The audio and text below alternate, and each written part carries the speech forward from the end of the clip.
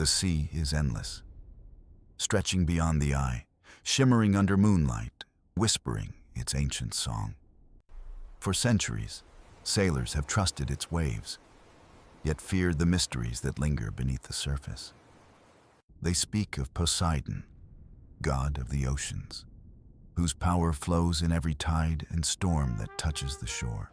He is a giver of safe passage, yet also a keeper of secrets, a ruler whose favor can shift with the wind. Legends tell of blessings wrapped in beauty, but also of curses born from pride, greed, or careless hearts. Each wave carries a story, each ripple a reminder of forces greater than human hands can ever control. Fishermen swear they hear voices in the night, woven into the foam, as if the sea itself wishes to speak. Some hear comfort, others hear warning, and a few claim to hear their own names called from the deep. This is no ordinary sea. It is Poseidon's realm, alive with mystery and guarded by eternal, unseen laws. Tonight, we journey together into those legends to uncover the whispers, the wonders, and the curses. The sea holds whispers, secrets too old to count, hidden within the rolling waves and the drifting foam. Sailors say the water speaks at night, carrying voices that rise and fall with the rhythm of the tides. Sometimes the words are clear, like a lullaby from the deep, soothing hearts with a gentle calm. Other times, the whispers twist, haunting and sharp, a warning of storms, yet unseen on the horizon. Legends say these voices belong to Poseidon himself, echoing across the surface of his endless realm. When the waves strike against stone, they say it is his hand knocking, demanding that mortals listen. When the sea hums softly under moonlight, they say it is his voice weaving through the silver glow. For centuries, fishermen bent their ears to the ocean, hoping to hear a blessing before casting nets. Some returned with stories of kind murmurs, promises of plentiful fish waiting in dark waters below. Others came home shaken, swearing they heard threats, curses wrapped in the hiss of breaking surf. The whispers, they said, were not only sounds, but feelings, shadows that settled deep inside the heart. They could soothe the weary, or they could stir a dread no lantern could chase away in the night. A captain once claimed he heard his name in the wind, carried on a wave that lapped against his ship. He swore Poseidon was watching him, marking his vessel for a journey filled with trials and storms. Though his crew laughed, none could ignore the stillness that followed, a silence thick and heavy. For the sea, when it grew quiet, was far more frightening than when it roared with thunder and foam. Whispers grew louder in the silence, curling into ears, planting thoughts no one dared to repeat. Some believed the sea remembered every oath, every broken promise, every careless word thrown skyward. The voices, they said, were reminders of debts owed, of respect that mortals had forgotten to show. When a fisherman lied, when a sailor mocked the waves, the whispers turned sharp, biting like cold air. They called out guilt, dragging memories to the surface, leaving men restless and sleepless in the dark. But when reverence was shown, when prayers were given and hearts remained humble, the voices softened. They carried warmth then, as though Poseidon himself guided their hands, granting safe passage and light. The sea's whispers were not random. They mirrored the hearts of those who dared to listen too closely. To some they were comfort, to others a curse, but always they were a truth that could not be denied. Old villages by the shore built rituals around this mystery, tossing flowers into the waves at dusk. They believed offerings might soften the whispers, transforming warnings into promises of calm seas. Children grew up listening for voices on quiet nights, wondering if Poseidon would speak their names. Some grew afraid, plugging ears with wax when the sea grew too still, avoiding the call of the deep. Others leaned closer, daring to hear every word, seeking wisdom in the whispers carried by restless tides. The ocean became not just a path, not just a source of food, but a voice, a teacher, and a judge. And every ripple became a sentence, every crash of water a reminder of unseen eyes beneath the wave. Thus, the legend of the whispering waves was born, a tale told and retold in taverns and on stormy decks. It was not just about sound, but about truth, for the sea spoke only what mortals feared to admit aloud. The whispers remain today, carried in winds, hidden in foam, waiting for those who dare to listen. Poseidon was known as a giver, but also as a taker, a god whose hand could bless or curse with equal force. Sailors prayed for calm seas, and when the waves obeyed, they believed Poseidon had shown them favor. In their joy, they offered thanks, casting coins or wreaths into the deep, trusting his spirit would accept. For every gift of safe passage, however, there were whispers of journeys where blessings turned sour. A story is told of a ship blessed at dawn, its sails filled with gentle winds guiding it smoothly along. The crew sang hymns, praising the sea, convinced they carried Poseidon's grace in every creak of wood. But as days passed, greed took hold, and they mocked the rituals, scoffing at the god who ruled the deep. The waters grew restless, the waves once calm began to turn, and a silence fell heavier than any storm. Some said the gift of a safe voyage was never unconditional, but bound by respect and humble hearts. When arrogance rose, the blessing twisted, becoming a curse that no man could reason or turn away. Old fishermen warned their children never to boast upon calm seas, for such calm was easily broken. They spoke of Poseidon's dual nature, a god of balance, rewarding reverence and punishing vanity. One tale tells of a boy who found a pearl in the shallows, gleaming brighter than the morning sun. His family rejoiced, calling it a blessing, and they laid it at the feet of a shrine by the harbor's edge. That night, their nets overflowed with fish, the sea kind and generous, as though smiling upon them. But the boy grew bold, claiming the pearl for himself and mocking the idea of sharing with the god. The next dawn, the waters turned empty, silent, offering no fish, no gifts, only hunger and despair.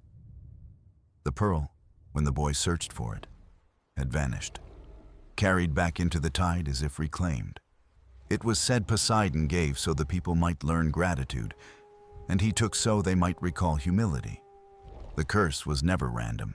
It was always a reflection of choices, of words and deeds left unchecked. Those who shared, who gave thanks, found his blessings long and steady, guiding them safely home. Those who took more than they needed or forgot to honor the sea felt the sting of loss and longing. In taverns, travelers spoke of Poseidon's generosity like a lantern, but also of his curse like a shadow. One man swore his voyage was blessed after he rescued a dolphin trapped in a storm near his ship. The seas carried him gently, the winds fair, as though Poseidon himself had guided his course. Another man, who laughed at a ritual, returned broken, his ship cracked, his nets empty, his spirit weary. Each story repeated the same lesson, that blessings and curses were not separate, but bound as one. Poseidon's sea was a mirror, reflecting the hearts of mortals, amplifying both kindness and pride. The gift was real, the curse was real, but both were the same thread woven by divine hands. The old priests said the sea was never cruel, nor kind, but always true, always just in its own way. When waves grew restless, they were not punishment, but reminders of balance, of bonds unkept. When tides rose high and gifts flowed freely, they were not luck, but rewards for hearts still humble. Thus the lesson of Poseidon's sea remained, passed through time like salt in the air, sharp and lasting. Blessings may shine, but without respect they sour, turning to curses that echo in every crashing wave. To journey across the waters was to accept this truth. The sea gives, the sea takes, and it never forgets. Sailors told of an island that rose from the sea like a dream, green and golden under the morning sun. It appeared without warning, floating upon calm waters, a vision of paradise set upon the horizon. Some said it was a gift from Poseidon, a resting place for weary sailors who honored his mighty name. Others whispered it was a curse, a test woven into the waves, tempting men with beauty too perfect to trust. Fishermen claimed they saw white sands gleaming like pearls, forests swaying with fruit heavy on branches. The air, they said, shimmered with a fragrance sweet and strange, unlike anything found on mortal shores. Yet no map could mark it, no compass could point the way, for the island drifted beyond mortal reason. One night it might glow beneath the moon, another night it would vanish, swallowed by endless tides. A captain once guided his ship toward its promise, his crew cheering, eager to set foot upon its shore. They dreamed of fresh water, of food in abundance, of a harbor safe from the wrath of sudden storms. When they reached the sands, all was quiet, the waves lapping gently as if cradling the island itself. The trees bore fruit that shone like lanterns, the ground warm, as though the island pulsed with life. But as dawn broke, the captain awoke to silence, finding half his crew gone, vanished without trace. The island stood still, yet its beauty felt hollow, its gifts heavy with a silence no songbird would break. Terrified, he ordered the ship to depart. But the horizon spun endlessly, the sea circling like a maze. For 3 days they sailed, yet the island clung to them, as if refusing to release its mortal guests. Only after prayers were spoken, offerings cast into the surf, did the island fade like mist at sunrise. The survivors swore they heard a voice in the waves, whispering both blessing and warning in one breath. Take only what you need, honor what is given, and the sea shall guide you safely home. Since then, sailors spoke of the drifting island as a mirror of men's hearts, blessing the humble, cursing the proud. Those who arrived with gratitude found rest and sustenance, leaving with nets full and spirits renewed. Those who landed with greed or arrogance returned empty, or not at all, their fates lost to memory. Villages by the shore told children never to chase an island too perfect, for beauty can blind the wisest eyes. They said Poseidon wove this place to remind mortals that the sea is not theirs to conquer or command. It was a living lesson, drifting endlessly, appearing only to those who needed to face their truth. Some scholars called it myth, a tale born of storms and illusions, of waves twisting light into fantasy. But the old captains swore on salt and rope that they had seen its sands, tasted its fruits, feared its silence. They said the island carried both hope and dread, a riddle too vast for any mortal to solve or tame. Even now, on calm nights, when the horizon blurs, some sailors claim to see land where none should be. A shimmer of gold upon the water, a line of green rising, only to vanish when eyes blink or hearts falter. Thus the legend endures of Poseidon's drifting isle, a gift and a curse carried by restless tides. It is a reminder that the sea holds wonders, but every wonder carries weight, every gift a hidden cost.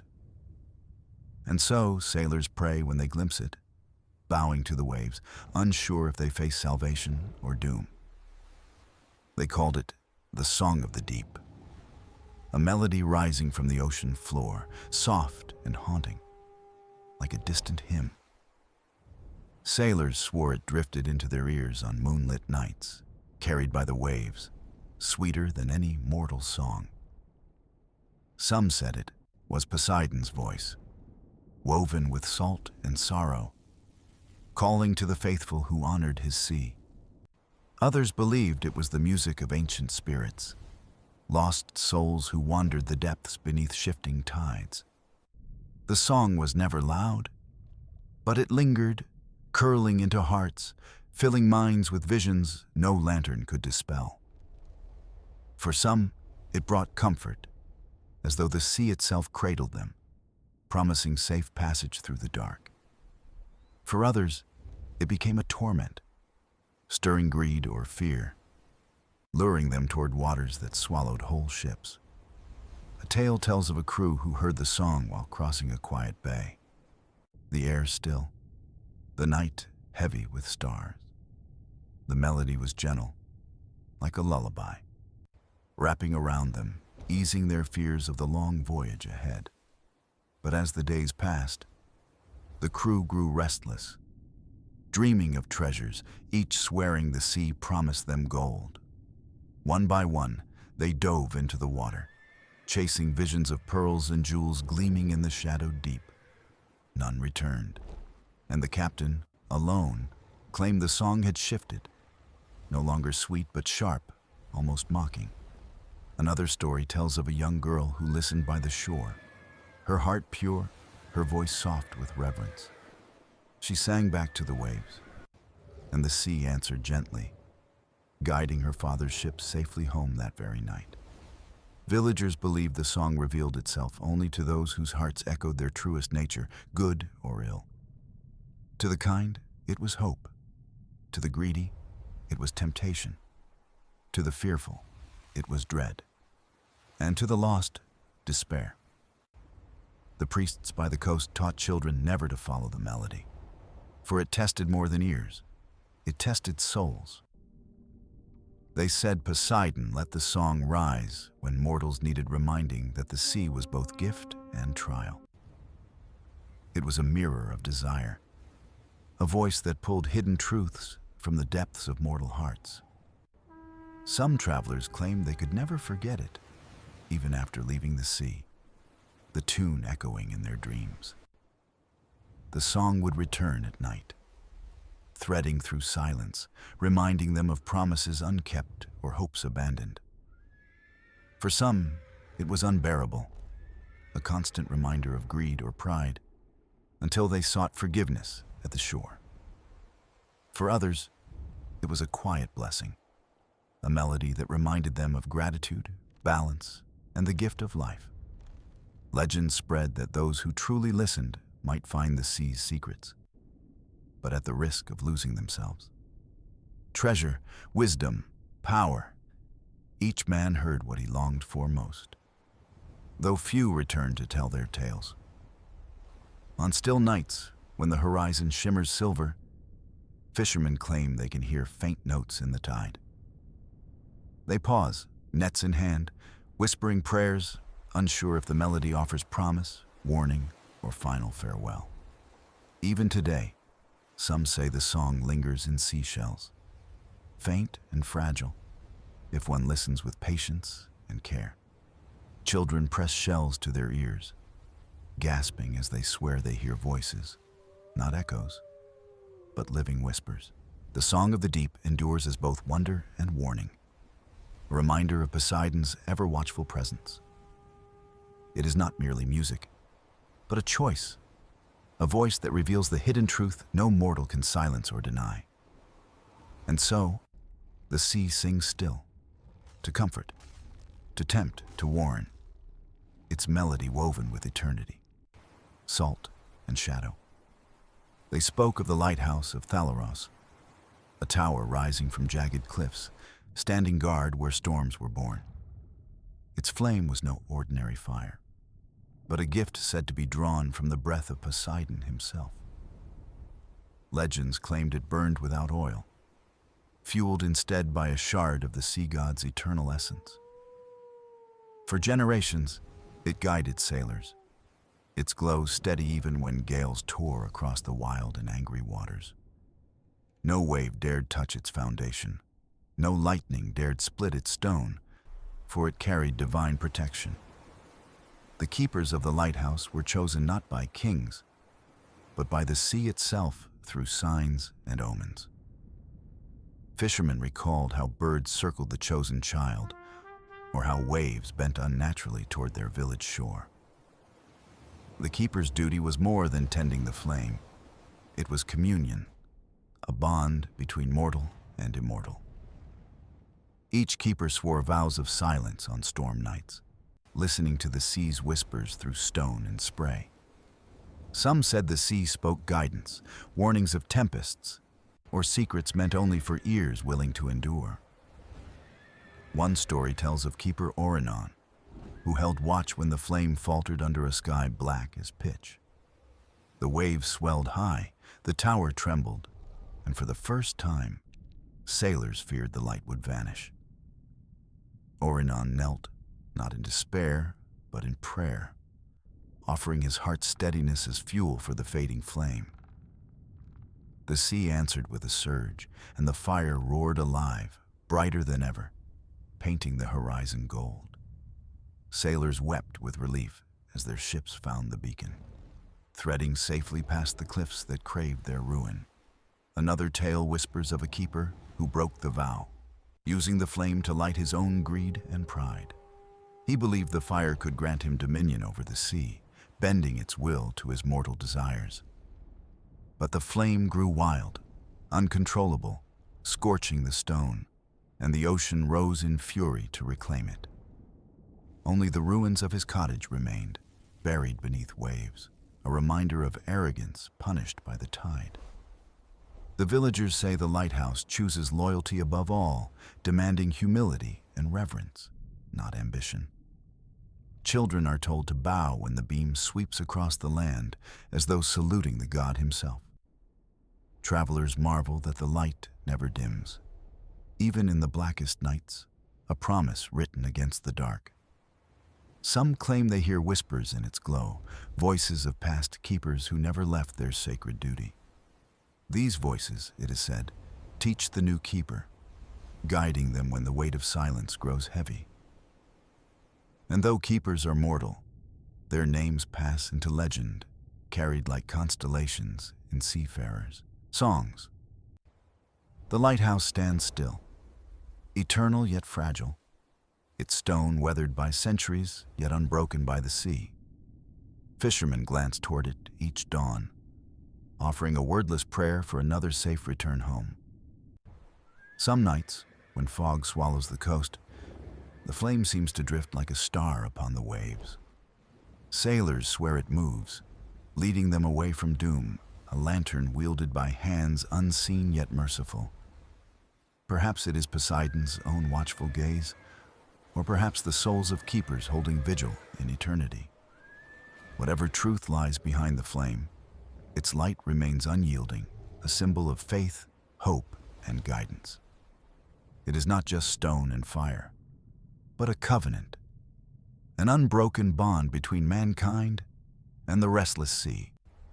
So the lighthouse of Thalos endures, its fire ever bright, a beacon that reminds mortals to honor the deep. They spoke of the lighthouse of Thalos, a tower rising from jagged cliffs, standing guard where storms were born. Its flame was no ordinary fire, but a gift said to be drawn from the breath of Poseidon himself. Legends claimed it burned without oil, fueled instead by a shard of the sea god's eternal essence. For generations, it guided sailors, its glow steady even when gales tore across the wild and angry waters. No wave dared touch its foundation, no lightning dared split its stone, for it carried divine protection. The keepers of the lighthouse were chosen not by kings, but by the sea itself through signs and omens. Fishermen recalled how birds circled the chosen child, or how waves bent unnaturally toward their village shore. The keeper's duty was more than tending the flame. It was communion, a bond between mortal and immortal. Each keeper swore vows of silence on storm nights, listening to the sea's whispers through stone and spray. Some said the sea spoke guidance, warnings of tempests, or secrets meant only for ears willing to endure. One story tells of keeper Orinon, who held watch when the flame faltered under a sky black as pitch. The waves swelled high, the tower trembled, and for the first time, sailors feared the light would vanish. Orinon knelt, not in despair, but in prayer, offering his heart's steadiness as fuel for the fading flame. The sea answered with a surge, and the fire roared alive, brighter than ever, painting the horizon gold. Sailors wept with relief as their ships found the beacon, threading safely past the cliffs that craved their ruin. Another tale whispers of a keeper who broke the vow, using the flame to light his own greed and pride. He believed the fire could grant him dominion over the sea, bending its will to his mortal desires. But the flame grew wild, uncontrollable, scorching the stone, and the ocean rose in fury to reclaim it. Only the ruins of his cottage remained, buried beneath waves, a reminder of arrogance punished by the tide. The villagers say the lighthouse chooses loyalty above all, demanding humility and reverence, not ambition. Children are told to bow when the beam sweeps across the land, as though saluting the god himself. Travelers marvel that the light never dims, even in the blackest nights, a promise written against the dark. Some claim they hear whispers in its glow, voices of past keepers who never left their sacred duty. These voices, it is said, teach the new keeper, guiding them when the weight of silence grows heavy. And though keepers are mortal, their names pass into legend, carried like constellations in seafarers' songs. The lighthouse stands still, eternal yet fragile, its stone weathered by centuries yet unbroken by the sea. Fishermen glance toward it each dawn, offering a wordless prayer for another safe return home. Some nights, when fog swallows the coast, the flame seems to drift like a star upon the waves. Sailors swear it moves, leading them away from doom, a lantern wielded by hands unseen yet merciful. Perhaps it is Poseidon's own watchful gaze, or perhaps the souls of keepers holding vigil in eternity. Whatever truth lies behind the flame, its light remains unyielding, a symbol of faith, hope, and guidance. It is not just stone and fire, but a covenant, an unbroken bond between mankind and the restless sea. So the lighthouse of Thalaros endures, its fire ever bright, a beacon that reminds mortals to honor the deep. They told of the Isles of Whispers, drifting lands that appeared and vanished like mirages across the restless sea. Sailors spoke of them with awe, claiming their sands gleamed like silver beneath the kiss of the moonlight. But it was not beauty alone that gave the isles their name. It was the voices carried upon the wind. Soft as lullabies, the whispers spoke in tongues both known and forgotten, words that stirred hearts and unsettled minds. Some said the voices were spirits of the drowned, forever bound to the islands by Poseidon's decree. Others claimed they were the sea's own breath, weaving secrets into the ears of those willing to listen. The isles were never charted, for they drifted like clouds, appearing one day and gone with the next tide. Captains warned their crews to anchor far away, for those who stepped ashore often failed to return.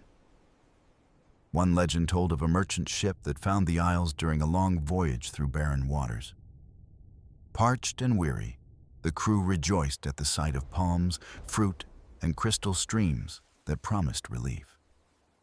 But when they drank from the waters, they swore the voices entered their thoughts, whispering promises of endless fortune.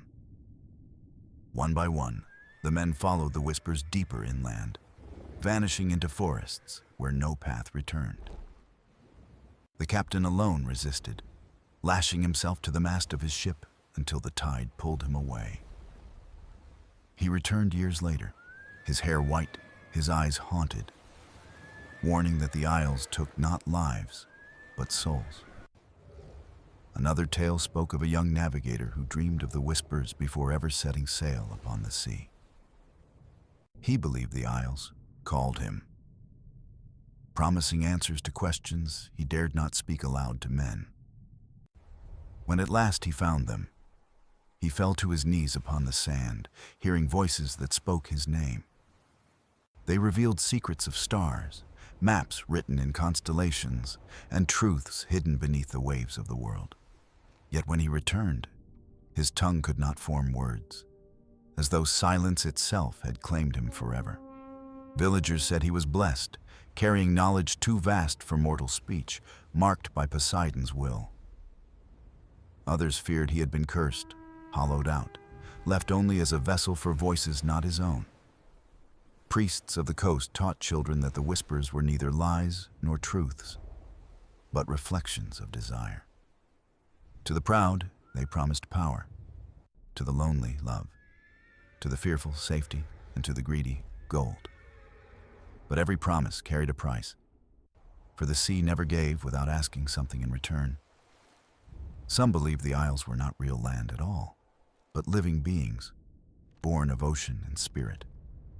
They moved with the tides, hungering for souls to keep them alive, fed by voices that lured the lost. And yet, others claimed the Isles were gifts, places where Poseidon allowed mortals a glimpse of divine mysteries. For those pure of heart, the whispers became songs of guidance, leading them safely through storms and shadow. But for most, they were traps, echoing their own weaknesses until they surrendered willingly to the unseen call. Fishermen along the coast still say, when the sea grows strangely calm, you can hear faint whispers on the breeze. They close their eyes, bow their heads, and refuse to listen, fearing the voices might recognize their names. And so the Isles of Whispers remain legends, drifting between truth and dream, feared yet longed for by many. They are reminders that the sea does not shout its lessons, but murmurs them softly, waiting for hearts to bend. To listen is to risk losing oneself, yet to ignore them is to wonder forever what truths might have been revealed. They told of the trident's shadow, a power that lingered not in the weapon itself, but in the sea it ruled. Poseidon's trident was said to command waves, summon storms, and split mountains. Yet its shadow held a subtler force. The shadow was no shape cast by light, but a presence, an echo of the god's will woven into the waters. Wherever the trident struck, the sea remembered, carrying traces of its fury and blessing for centuries to come. Fishermen spoke of hidden places where the water felt heavier, charged with energy that hummed beneath their boats. Some said these were scars left by the trident, wounds in the ocean where its shadow still lingered strong. Others believed the shadow was alive, drifting unseen, watching, waiting, testing the hearts of those who crossed it. A story told of a sailor who cast anchor unknowingly in waters touched by the shadow long ago. He dreamed of the deep that night, not of monsters or storms, but of a vast silence that swallowed sound. When he awoke, the sea around him was still, his ship unmoving, though no rope tied it to shore.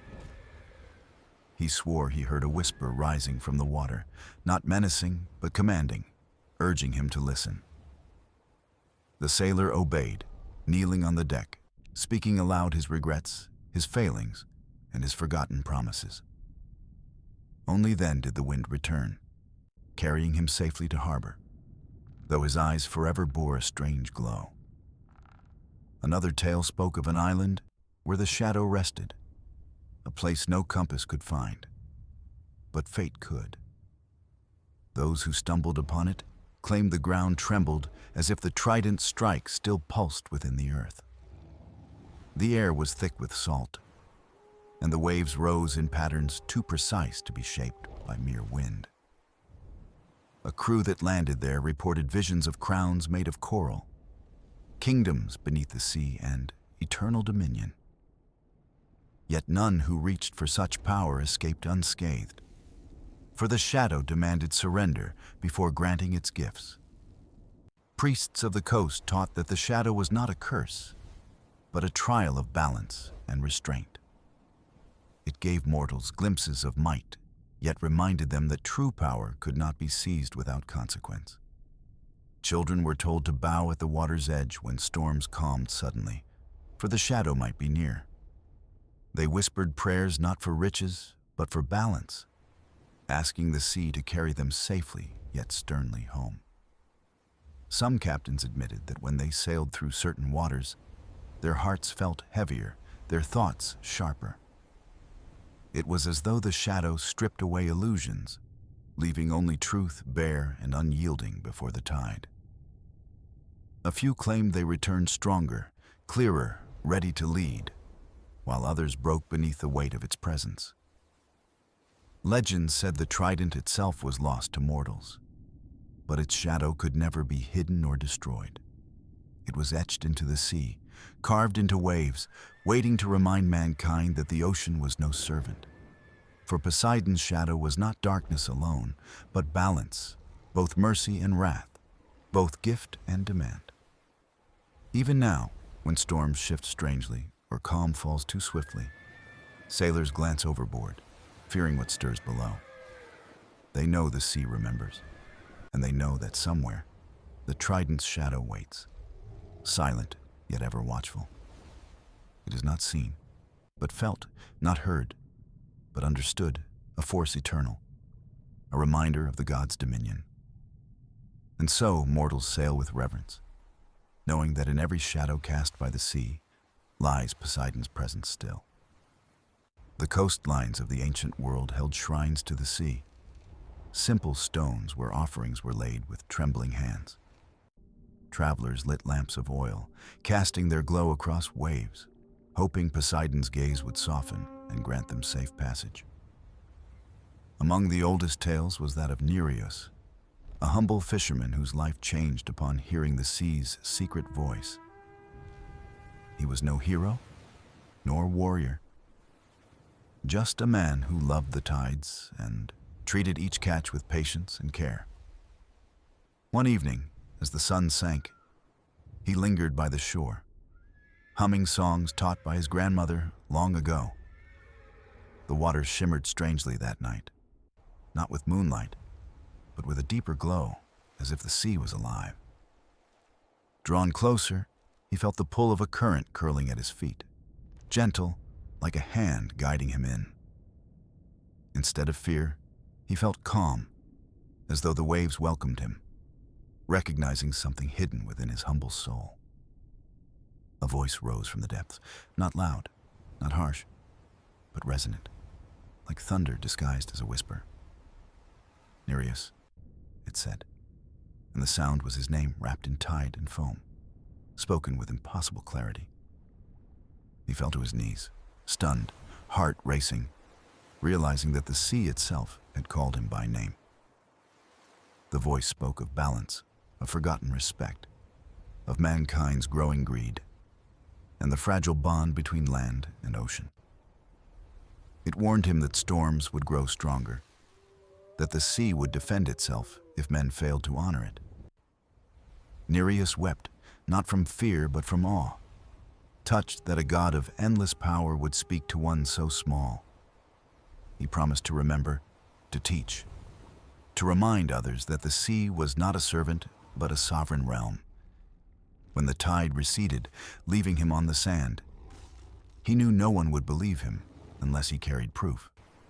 So he began a life of storytelling, not with grand claims, but with gentle reminders woven into fishermen's songs. He sang of tides that must be respected, of winds that listened, of shadows that lingered where the trident had struck. Children gathered around him, entranced, their eyes wide as he spoke of a sea alive with memory and will. Some mocked him, calling him mad. Yet storms avoided his boat, and his nets always returned heavy with fish. In time, people began to listen, building rituals not of fear, but of gratitude, casting flowers instead of gold.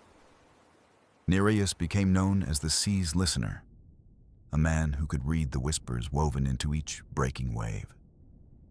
But he claimed no power, insisting it was not he who commanded, but the ocean that had chosen to remind.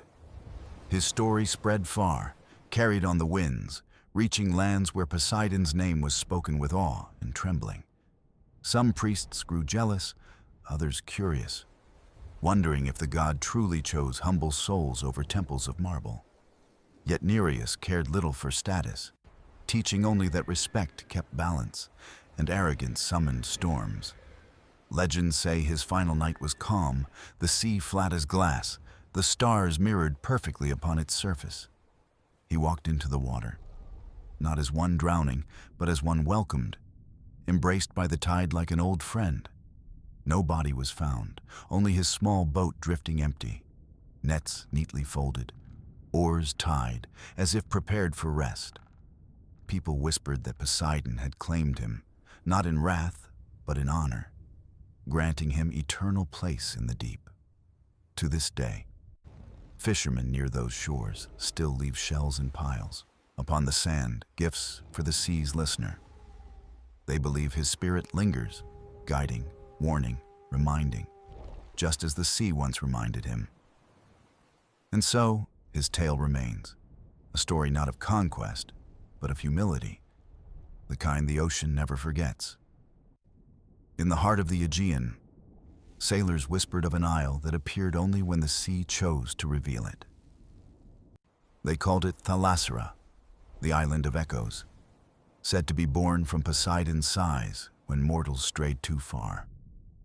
Charts could not mark it, compasses spun wildly, yet fishermen swore they glimpsed its cliffs rising blue against the sky. Those who reached it told of strange silence, where waves broke soundlessly and gulls circled yet never cried. The island seemed alive, each stone humming faintly, as if the ground remembered songs sung by the sea itself. Legends claim Thalassara was once a city, proud and shining, raised too close to the waters in arrogance. Its people mocked the tides, believing stone walls and golden towers could tame the ever-shifting will of the ocean. Poseidon, patient yet watchful, allowed their pride to grow until storms gathered, and waves claimed what they had built. Yet he did not erase them fully, for their voices remained, bound to the rocks, repeating their folly forevermore. Travelers spoke of echoes there, voices not their own, whispering regrets, warnings, and half-forgotten prayers from long ago. Some heard laughter, hollow and bitter. Others heard cries, endless and aching, drifting through the salt, heavy air.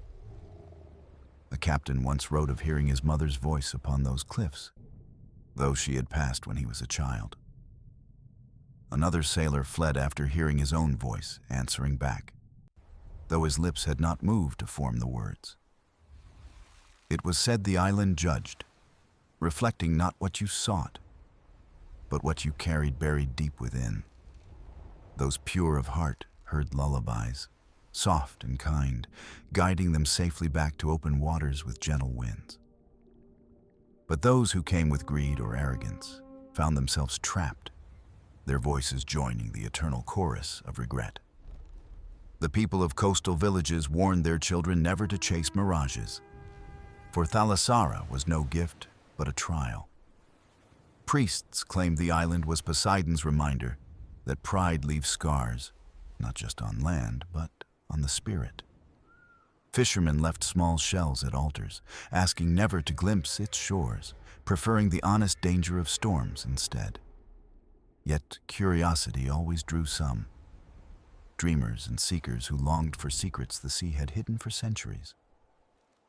One such dreamer was Calliane, a young navigator who studied stars and winds, convinced fate would lead her there.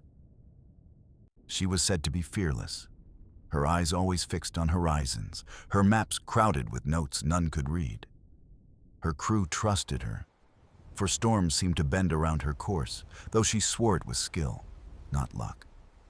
Calliane sought Thalasara not for riches, but for truth, longing to hear what the sea wished to confess.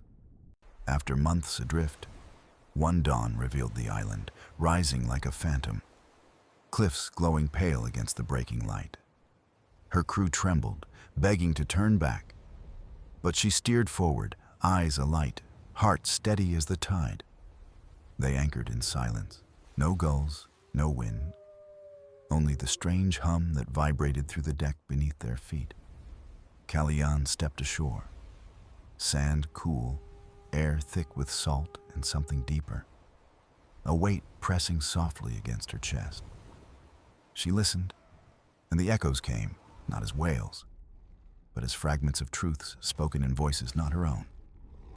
They told of kingdoms lost, of vows broken, of loves betrayed, of pride punished, of humility reclaimed too late.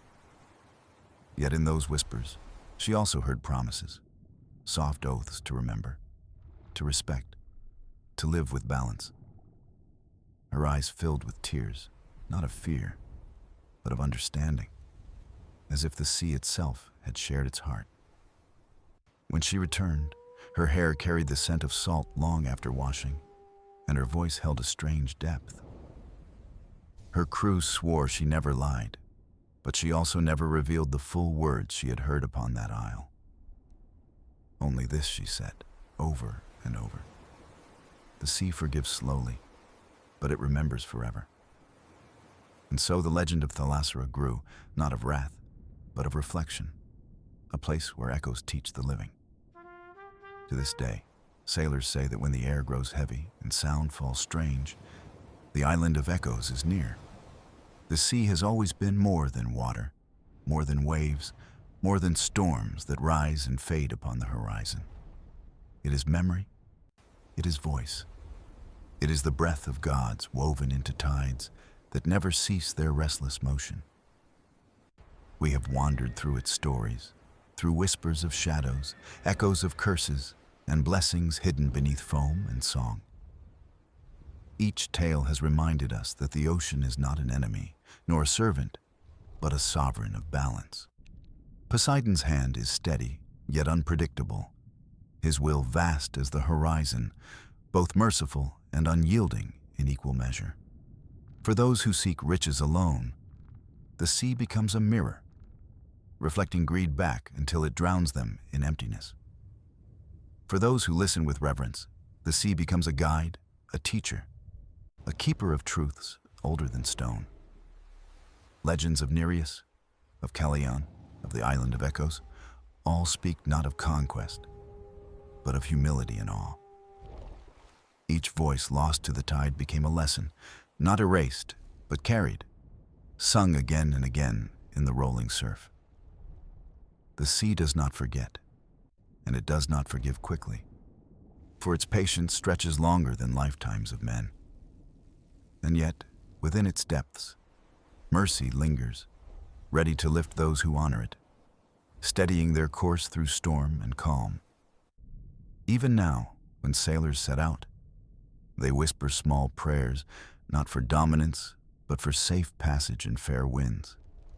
They cast shells, flowers, or drops of wine into the waves, tokens of respect, small gestures of gratitude for life. Children are still told to bow at the shore, to greet the tide as one greets an elder, wise and eternal. The ocean answers not with words, but with silence, with rhythm, with the timeless call of surf against stone. It reminds us that every journey, whether across seas or within hearts, requires balance between courage and humility. To ignore this is to court ruin, for the curses of the sea are born not of wrath, but of neglect.